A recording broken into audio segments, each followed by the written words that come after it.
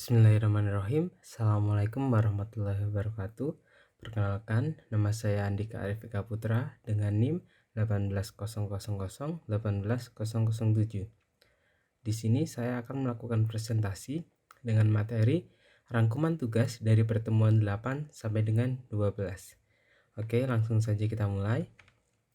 Untuk rangkuman tugas, berikut saya bacakan materinya.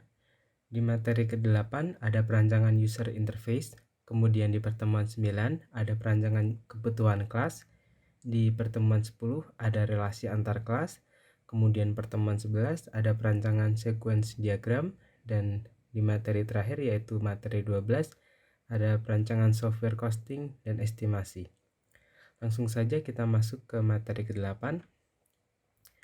Di tugas pertemuan 8 yaitu perancangan user interface, ada 6 user interface. Yang pertama adalah login, kemudian data barang, kemudian data pegawai, data pelanggan, transaksi, dan yang terakhir adalah home. Untuk tampilan login, berikut saya tampilkan. Kemudian yang selanjutnya adalah data barang. Kemudian yang selanjutnya adalah data pegawai. Kemudian yang selanjutnya adalah data pelanggan. Kemudian yang selanjutnya ada transaksi. Dan yang terakhir adalah home. Kemudian kita masuk ke tugas pertemuan 9, yaitu perancangan kebutuhan kelas. Berikut adalah gambar untuk tugas 9, yaitu perancangan kebutuhan kelas. Selanjutnya kita masuk ke pertemuan 10, yaitu relasi antar kelas dari pertemuan ke-9. Yang pertama adalah asosiasi perelasi beserta analisis. Berdasarkan diagram kelas pada pertemuan 9, maka tiap-tiap kelas memiliki relasi asosiasi.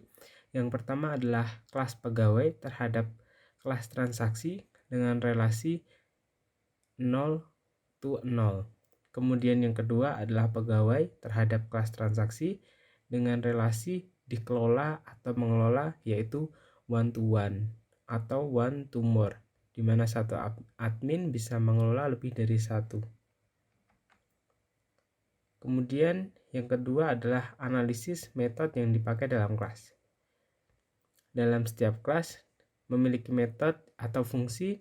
Yang pertama pada kelas pelanggan, di dalam admin memiliki metode seperti tambah, edit, dan delete. Kemudian untuk kelas transaksi, admin memiliki metode yang sama, yaitu tambah, edit, dan delete. Kemudian pegawai memiliki metode yang sama, yaitu tambah, edit, dan delete. Kemudian untuk kelas invoice tidak memiliki metode. Kemudian alur dari diagram dan juga outputnya. Yang pertama, alur kelas diawali dengan pegawai dan pelanggan yang melakukan login. Kemudian sistem login, di dalam sistem login terdapat inputan yaitu username dan password untuk admin, pegawai, atau pelanggan yang sudah terdaftar. Di dalam kelas ini terdapat metode validasi yang berguna untuk memvalidasi username dan password tadi. Kemudian sistem akan bisa diakses jika admin, yaitu pegawai atau pelanggan, melakukan login yang tervalidasi. Kemudian setelah login, maka pegawai maupun pelanggan akan diarahkan ke kelas transaksi untuk mengolah tiap-tiap kelas seperti menambah, menghapus, mengedit, atau mencari. Kemudian kita masuk ke tugas pertemuan 11, yaitu perancangan sequence diagram. Yang pertama adalah daftar.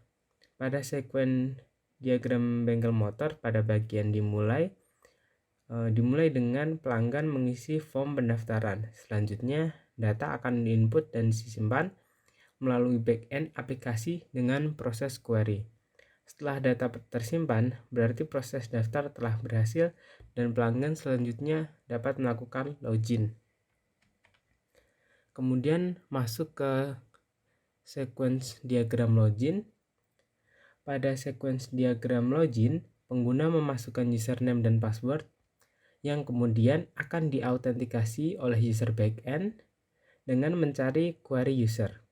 Jika user ditemukan, maka login berhasil, dan jika tidak ditemukan, maka login akan gagal. Selanjutnya kita masuk ke transaksi.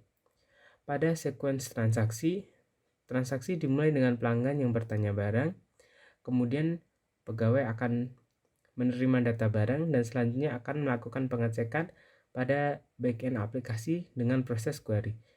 Jika barang ada, maka proses transaksi akan berjalan dan pelanggan akan mendapat barang serta struk pembelian.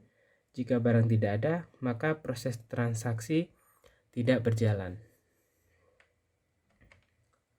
Selanjutnya kita masuk ke pertemuan 12, yaitu software costing and estimation. Pertama-tama kita mengisi simple, average, and complex, di mana di sini terdapat 3 kompleks. Kompleks bernilai 3, kemudian di situ ada 3 kompleks, maka hasilnya adalah 9. Kemudian kita memasukkan aktor.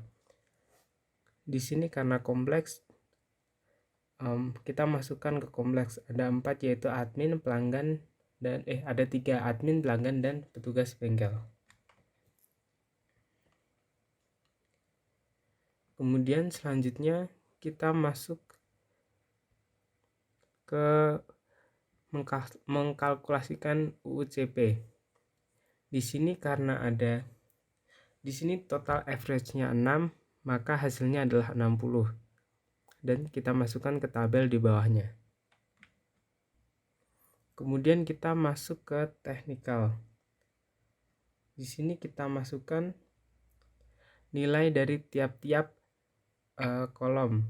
Pertama ada distributed system required ada 2, kemudian response time is important ada 2, user efficiency ada 4, dan seterusnya.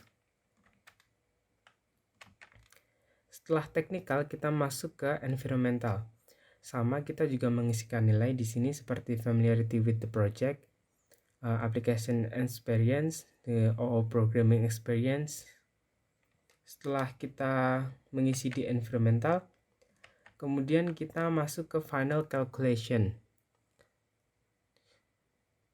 Di sini kita tinggal mengisi nilai dan nilai tersebut otomatis akan dikalkulasi dalam Excel.